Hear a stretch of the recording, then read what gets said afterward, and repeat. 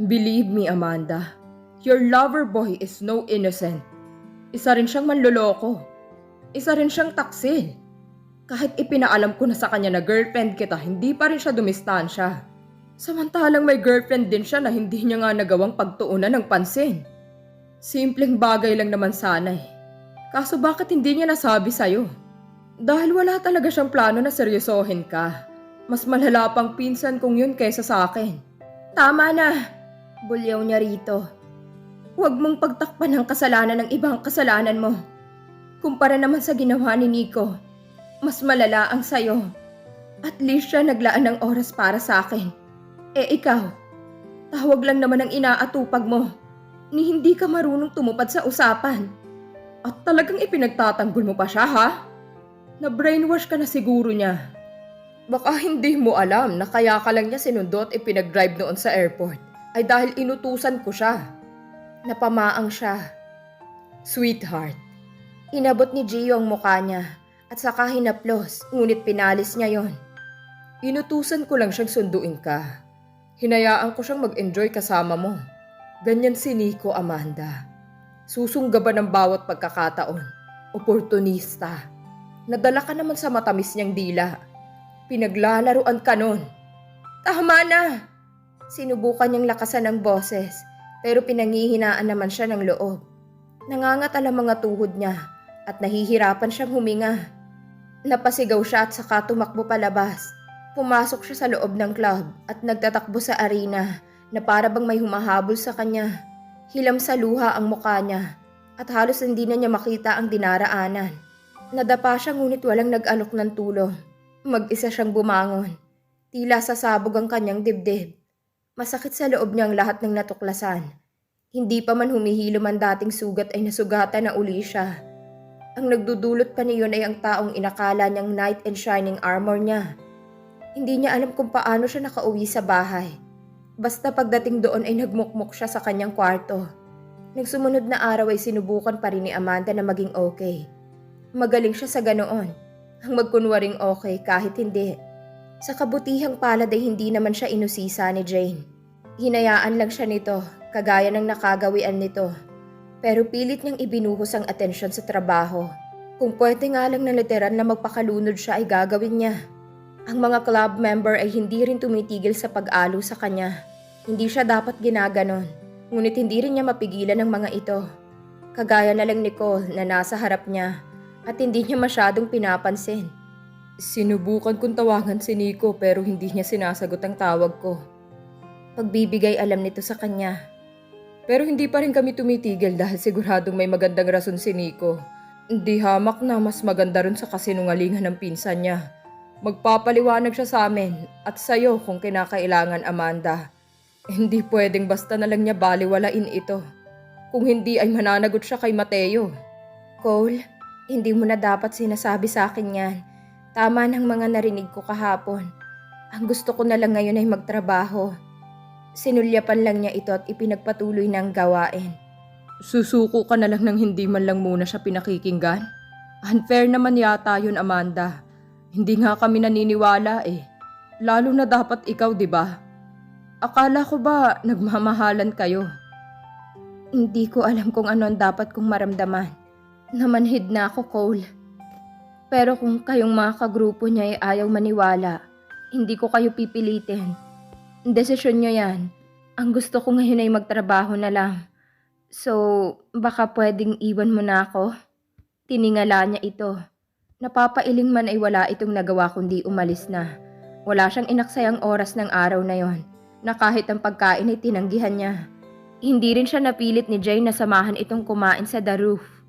Pagpatak ng alas 5 ng hapon ay dumiretso agad siya sa bahay. Wala rin siyang ganang kumain ng hapunan kaya natulog na lang siya ng maaga.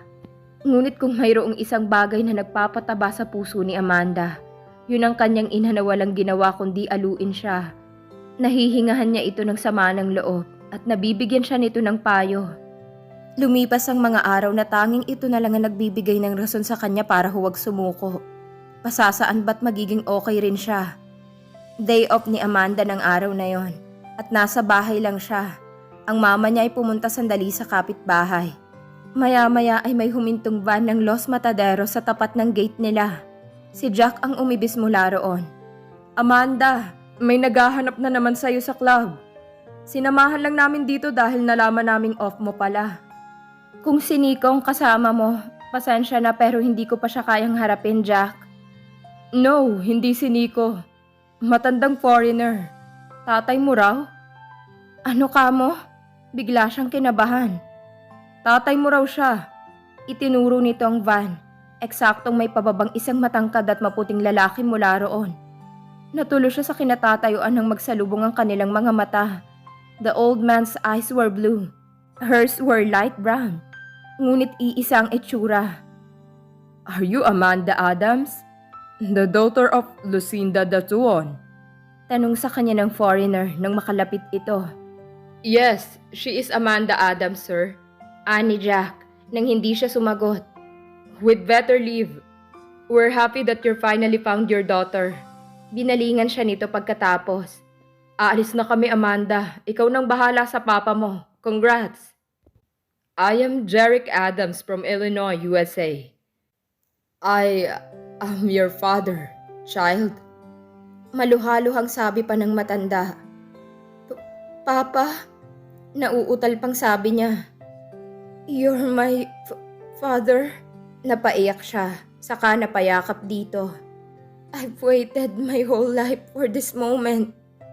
I am truly sorry, Amanda. It took me so long to finally find the guts to come looking for you. Nagpaliwanag ito ng tungkol sa dinanas na mahabang karamdaman ng sakiting asawa nito sa Amerika. Bago yung tuluyang yumao, may 2 taon nang nakalilipas. Ayon dito, may 2 anak ito roon na parehong lalaki. Habang nakikinig dito, iyak siya ng iyak. Hindi siya makapaniwala na kung kailan siya nagplano na hanapin ito, ay saka ito timing na nagpakita sa kanya, sa kanila ng mama niya. Pinakalma siya nito sa pamamagitan ng paghagod sa kanyang likod. Nasa ganoon silang posisyon nang makita niyang papalapit ang kanyang ina. Amanda, sino ba yung bisita mo? Yan na bang lalaking... Natulos na rin ito sa kinatatayuan ng waring makilalang kayakap niya. Mama's here, pa. Bulong niya sa ama. Nabase sa reaksyon ng ina ay nakumpirmang ang panauhin nga. Pinahid niyang mga luha sa magkabilang pisngi niya. Ma, si Jerick Adams, siya raw ang tatay ko. Humarap sa mama niyang papa niya. Parehong animoy nakakita ng multong mga ito. Kung hindi pa kamuntik ng matumba ang ina niya, na naagapan naman ng kanyang ama, ay hindi pa kikilos ang mga ito para makalapit sa isa't isa. Ipinasok nila sa bahay ang mama niya na nawalan ng malay. Sorry papa, our house is too small for you. Hinging paumanhin niya nang mahirapan silang mag-ama na ipasok ang ina sa kabahayan. Kamuntik pang maumpog ang papa niya sa taas ng pinto. Madramang sumunod na nangyari nang magising ang kanyang ina. Tell me, Jerick, is this just a dream? Maluhaluhang tanong ng mama niya habang hindi pa rin kumakalas mula sa pagkakayakap sa kanyang ama. Nasa harap niya ang mga ito. Oh, Lucy dear, you are not dreaming. I assure you. Look at me, feel me, and you will know. Iniangat ng lalaki ang mukha ng mama niya. Nagtitigan ng mga ito. Sobrang cheesy ng eksena at kung hindi lang emosyonal ang mga sandaling yon si Amanda, ay baka nagsuka-sukahan na siya. Kinuha ng papa niya ang kamay ng kanyang ina at inihaplos sa mukha ng una. Do you believe I'm here now? Yes, Jerick, I believe you. You're here, in the flesh. Ang sweet naman ng mga magulang niya. Mama, Papa, I'm going to leave you two for now. Ma, Cora lang ako sa club. Paalam niya upang bigyan ng privacy ang mga magulang na matagal na nagkahiwalay. Isa pang iniiwasan niya ay ang mainggit sa sweetness ng mga ito. Oh, Amanda, sabi ng ama niya. You'd better take a leave from your work because you and your mother are joining me on a vacation. We've got a lot of catching up to do. Papa, hindi niya na itago ang tuwa. Lumapit siya sa mga magulang at parang batang pumagitna sa mga ito. I will surely do that. I'm sure Jane won't mind. She knows I've been waiting for this day. Niyakap niya ang ama pagkatapos ay ang ina. I love you. We love you too, baby.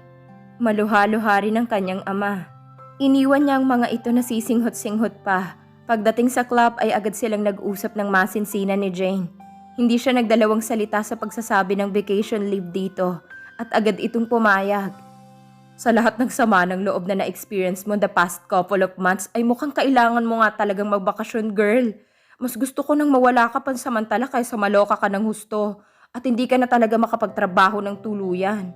Sabi nito, kung ako sigurong nasa kalagayan mo, matagal na akong nag-evaporate dito sa earth. Sobra ka naman. Hindi ako ganoon kawindang, Neng. Saka gusto ko lang talagang makasama si Papa. Grabe ang turn of events sa life mo, girl. Sobrang heavy. Napailing ito. Pero huwag ka magagalit ha. Talaga bang ayaw mong makausap si Nico? Isang buwan na lang kasi at may rodeo event na naman dito. Siguradong bukas makalaway nandito na yon. Mukhang may inaasikaso lang sa Maynila at kahit ako hindi ko siya makontak. Please, Jane. Ayoko na munang isipin si Nico. Kung sakaling magkita kayo o tumawag siya, huwag mo na lang sabihin sa akin. Kung magtatanong siya tungkol sa akin, pwede bang ikaw na lang ang magpaliwanag? Oo na, ako nang bahala rito. Just make sure na pagbalik mo, ibabawi ka ng bongga sa akin. Kung saan man ang vacation destination nyo, sakaling sa ibang bansa, mag-fishing-fishing ka pa rin ng related business natin. Malaking tulong yun if ever. Hiling nito. Gagawin ko talaga yon. Sang-ayon niya. Gusto kong mag-concentrate sa pamilya ko at sa trabaho pagbalik namin mula sa pagbabakasyon. Ayoko ng karagdagang sakit ng ulo. Gusto ko nga mag-franchise ng HOJ pagyaman ko someday, no? Aba, bonggang naisip mo, girl. Masayang turan nito. Hihintayin ko yan, ha? Kapag nagkataon, magiging 3 branches na ang House of Jane. Bumuntong hininga siya. Ay, ayoko na sana dito sa Pilipinas if ever. Pahayag niya. Ang totoo, ipinapanalangin ko na sana isama na lang kami ni Papa sa Amerika kapag naisipan niyang bumalik doon. Gusto kong magsimula kami ng bagong buhay sa ibang lugar.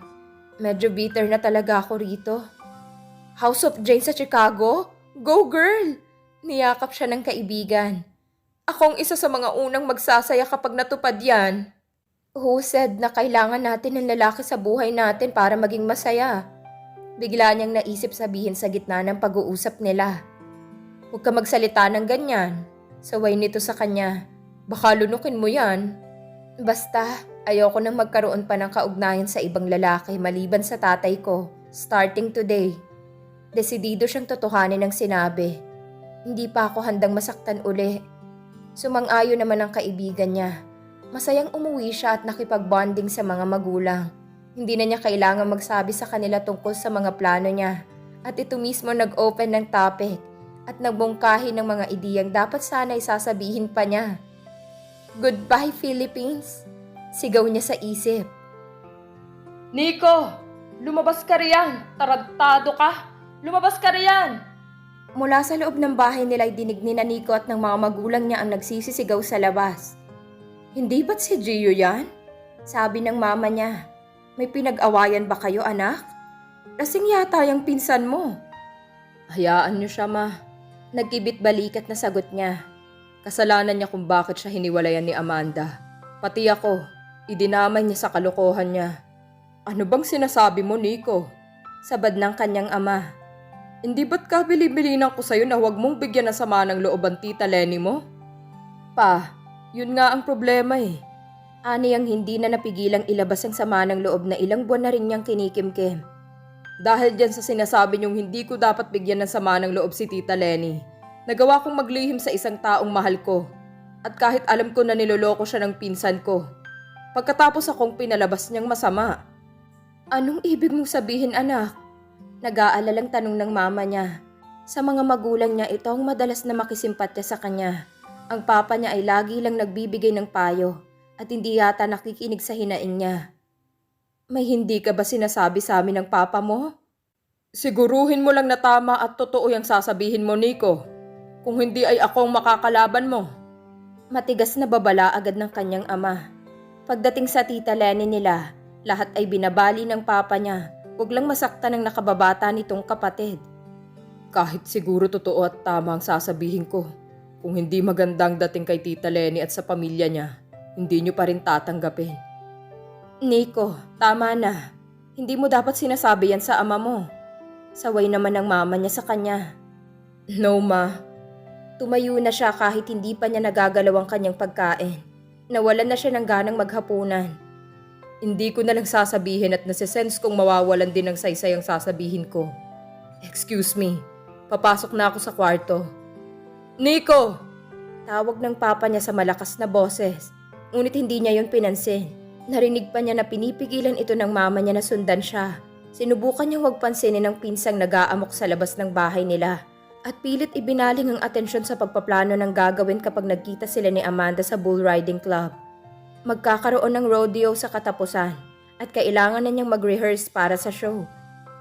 Tinawagan niya si Amanda ng gabing yon bago siya matulog, ngunit hindi niya makontakt ang cellphone nito.